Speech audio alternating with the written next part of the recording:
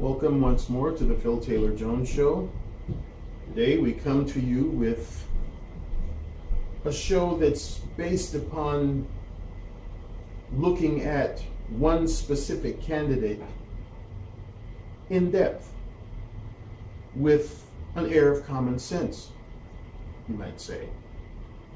Yes, today we're going to talk about Jill Stein. I'm Phil Taylor Jones, your host, and let's talk about this wonderful candidate, this wonderful lady, this great humanitarian right now. You know, with all of what's going on in the political realm with these other two that don't even bear mentioning, at least not in this show, it's refreshing to find someone who really cares about the situation.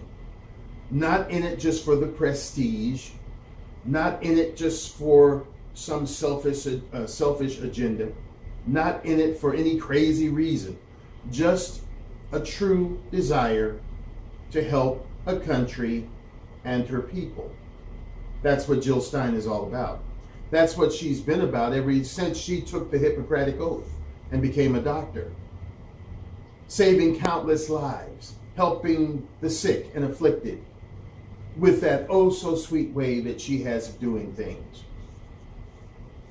The genuine tone in her voice, the ability to draw people close to her, is one of the reasons why she should be our next president. But let's look back beyond those attributes. Let's just look at the strength and the conviction that this woman embodies. Back in the summer, when everybody was throwing their hat in the ring, for the office of president, she too threw her hat in the ring. But there was a difference. You see, the old establishment parties, the money-grabbing ones, the greedy ones, the ultra-crooked ones, we know who they are. They had money galore. Jill didn't have that. She had the grassroots and whatever the Green Party could contribute to make her campaign take flight. While these other two candidates that are now the ones for these crooked, creepy parties were having fundraisers with celebs to the tune of $35,000 or $25,000 per plate. Jill didn't have that. They had their own money that they could pump into the primary campaign. Jill didn't have that. They had billions of dollars, or at least millions of dollars, of free airtime where they could espouse their crap. Jill didn't have that. She's working on a grassroots budget with the grassroots movement of people backing her. Did she have the support of the president going around and holding fundraisers and then handing her a big fat check? Most certainly not. But did Jill fall by the wayside? Did she curl up in a ball and become non-existent? No, she's a fighter. She battled and battled and battled and came from nowhere on the radar to where now people are beginning to know who Jill Stein is. That's a fighter. That's a person with true grit, like old John Wayne used to embody. This is the type of person that we need to be our commander-in-chief. We need this person in the White House because she has shown time and time again that she has the guts, the integrity, and the downright stick-to-itiveness that is needed in a president. Just because things aren't going easy, she doesn't turn tail and run. She hunkers down and gets tougher. Now, if that's not a person of substance, I don't know what is. Oh, it's too hard for me. I don't have the money. I don't have the support. That's not Jill. Jill digs in and she, pushes the throttles forward and says full steam ahead. That's why this person has my support. When it comes to sticking to the issues, She can't be swayed. She sticks to her guns. She sticks to what she believes in. She sticks to what she believes to be right for our country. We need Jill Stein. Not just because she's a woman. Not just because she has brains.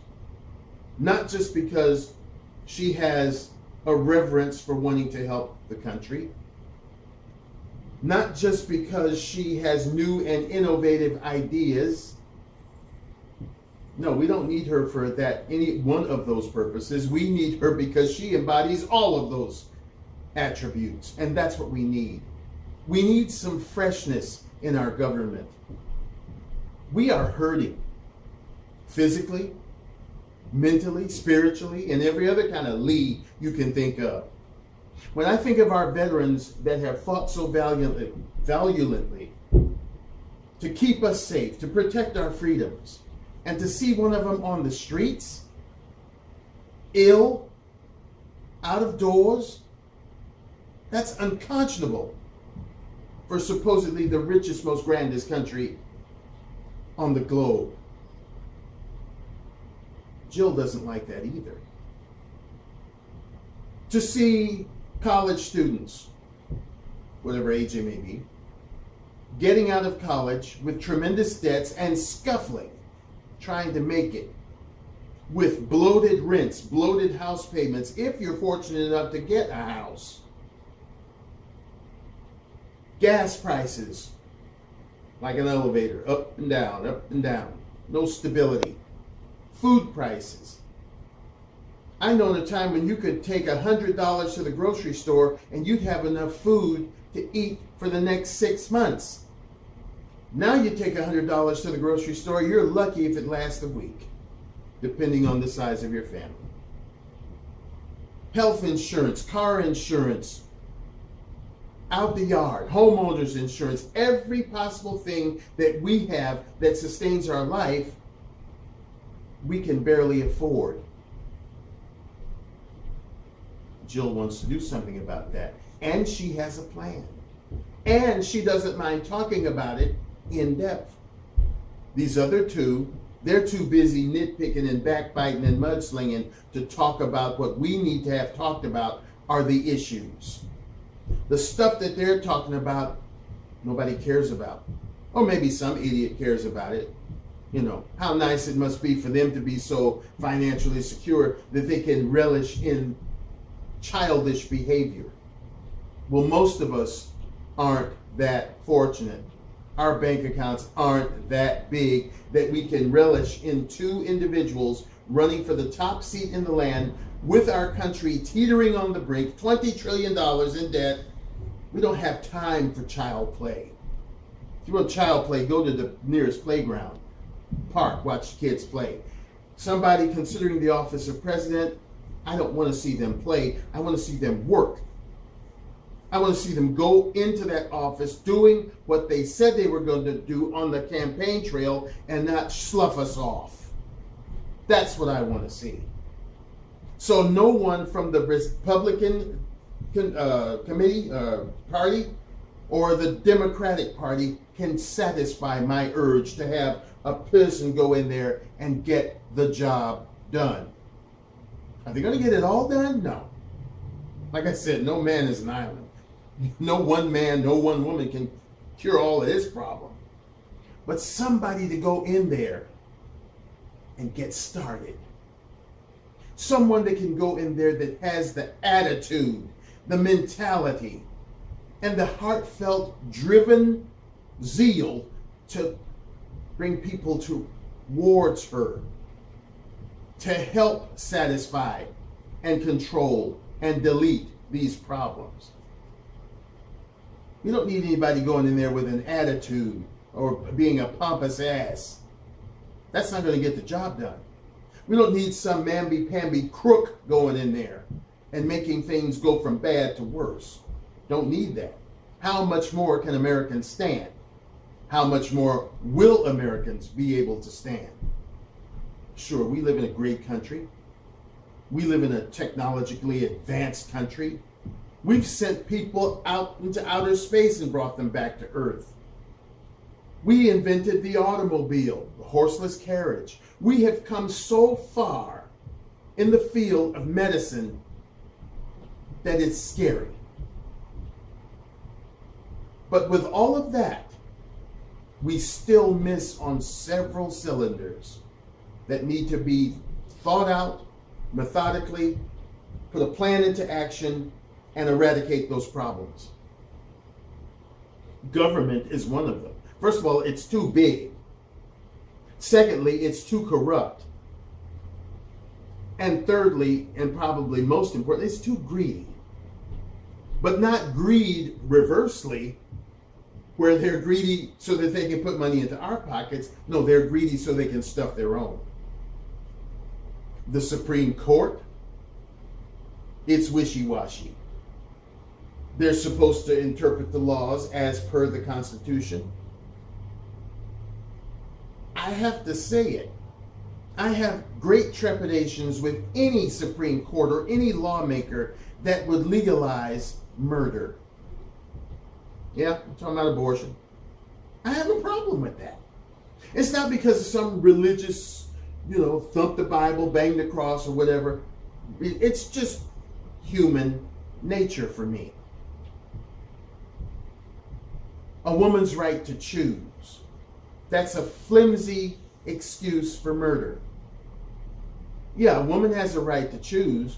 When a guy advances on her, she has the right to say, "Get away from me, you slimy lizard," if the end result is going to be murdering an unborn, innocent kid. And for a Supreme Court to agree to that, woohoo, sends up red flags like you wouldn't believe. Our government is screwed up. And we need to have somebody in there to kind of start moving us in the right direction. Because if we don't, I don't know where we're going to end up. I shudder to think. There are ladies and gentlemen out there right now, they're suffering. They're doing the best they can. They're dancing as fast as they can, and they still can't keep up with the corrupt movement of the government, or music of the government. They're out there working 2, 3, 4 jobs. Single parents out there, single dads, single moms, single grandparents, or grandparents together trying to raise the kids. We're hurting. We don't have time for garbage. We don't have time to talk about somebody's stupid emails or whether or not somebody is fit to run for office. We know they're not fit to run for office by the way they behave and the way they conduct themselves on the campaign trail. But are we that desperate or that stupid that we still creature worship and will put these people in office anyway, knowing they're going to be detrimental? Well, that's why we're here, to let all the people know. And we're opening up this to everybody, whether you're a supporter of one of these establishment goofballs running for president or not. Jill Stein is out there. She is willing. She is ready to be of service to this rock and her people. The United States of America. We're not united. We need to be. You see, government has thrown so much in the pot that you can't even tell what the food is anymore. Doesn't taste like beef stew. Doesn't taste like, we don't know what it tastes like because they've thrown so much in there. We've even ceased to know who we are. You pick up a telephone to conduct business. Press 1 if you want this language. Press 2 if you want that language. Press 3 if you want English. There shouldn't be that. I'm sick of coddling foreigners. I'm sick of taking care of foreign countries when we should be taking care of our own. I stand with Israel. When has Israel stood with us? We're $20 trillion in debt. Did they send us $1? No. You know who I stand with? I stand with America. Because this is where I was born. This is where I live. And this is where I'm doing my living. So I stand with this country, getting it back on track. To hell with everybody else. They're going to make it on their own. They don't need us to help them. We need us to help ourselves. We've got so many problems in this country that need to be corrected, and we need a strong leader, and that is Jill Stein. She is intelligent. I can't even speak. She is intelligent. She is strong. She is dedicated. And she is a woman of substance. That's who the Phil Taylor Jones Show backs wholeheartedly. Jill Stein. 2016. Get out and vote. Jill2016.com is where you'll find all the information. We sincerely urge you to go there and check it out. I think the exec has been doing a little researching over there, so I think he's got something to tell us. What do you got, exec? Well, I didn't exactly find what I was looking for. I was trying to look for how many different disasters Jill Stein has actually, in her, I guess, lifetime visited, because you told me that wasn't just the only one, but upon searching that, I did find something interesting concerning that same subject. Like you said, that people themselves aren't worth mentioning, so I'll just mention the party. It's just about Jill today, not them. I'll mention the party and you'll know what I'm talking about. The Democratic Party didn't even visit Louisiana. That person in question I just alluded to.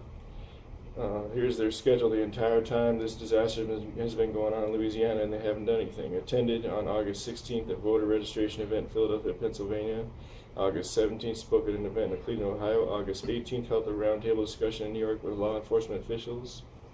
August 19th, celebrated her husband's 70th birthday in Martha's Vineyards, Massachusetts. August 20th, appeared at a $100,000 per couple fundraiser with Evelyn Robert Adrian de Rothschild and his good-looking blonde ladyship wife, New Jersey's Lynn Forrester, and Lady de Rothschild at Nantucket, Massachusetts. August 21st, spoke at a fundraiser with Cher, and the tagline of this article is, "You know who parties with Cher while Jill Stein is at Louisiana with the victims." August 22nd, flew to Los Angeles without stopping in Louisiana on the way to appear on Jimmy Kimmel Live. That's something we want to see the president on, just on little talk shows. It's something that's been disgusting me ever since this thing has started. It did happen in the past, but it's been happening more often with the Republican nominee just visiting all these little talk shows and stuff, trying to appear like they're cool or hip and happening. That's ridiculous. And then a bunch of fundraisers in Hollywood that person did. A luncheon by Denzel Washington and Samuel Jackson on Monday. And on the final one, August 23rd, a whole week, 7 days, attended a fundraiser at the home of Justin Timberlake and Jessica Biel after Leonardo DiCaprio pulled out of his hosting at the home at the last minute under shady circumstances, according to some website or business called Page 6. But all the while, Jill Stein was there, and the other person was there from the Republican Party. But it just shows you that how important it is for her to win, this presidential office, that you're so involved in other things for a whole 7 days, crisscrossing the country, that you can't even visit the victims. I guess you said something about them, but you can't even visit them, and Jill Stein does and has in the past. This just shows you the moral compass, as we spoke about in the previous show, that Jill Stein does have, and she cares about other people. She voiced her concerns for rising sea levels in the wake of the extreme weather experienced in the United States, and pointed out the fact that under Obama, greenhouse gases have not just been rising, but the rate of rising has been accelerating. And she called for a climate state of emergency. She pointed out the danger of the current political climate, with the Republican Party essentially unraveling and the Democrats move to the right, with you-know-who welcoming Republicans into her big tent and using fossil fuel lobbyists in her campaign. So Jill Stein knows what's going on and knows how crooked the other parties are, that they're using this, natural disaster and economic, well, not economic, but there's an economic twinge because it's destroyed everything down there. It's flooded out. Ecological is what I meant. Ecological. They're using these ecological issues, but that too is true. They're using ecological issues to, buffer their campaign, and she's actually there, genuinely trying to help the people. I think that she had buckets of food or supplies and Yes, stuff. she's found food. But the last statement she said is, "We've got really critical life and death stuff happening for us as a society." And I'll cut into her quote and say that, and some party candidates aren't even there during that. Back to her quote, "That's gone under the radar so that these political machines can dominate our news, our politics, and I think the American people are in revolt." She's a very down-to-earth, very truth-seeking and truth-showing person, True. And she needs to be in office, because these other ones are just going to make everything worse, like they have been doing for all these years that we've been getting establishment people in the White House. But that's about it. Well, as I've said before, look at what we've had for the past 16 years and what they've accomplished. The $20 trillion debt, basically brought on by fighting stupid wars and trying to stick our nose in other people's business where we shouldn't. Is that what you want? Is that what you want to continue? Is that the legacy that you want to leave for your offsprings and their offsprings? It's time, people, for something different. I am sick of hearing these two idiots.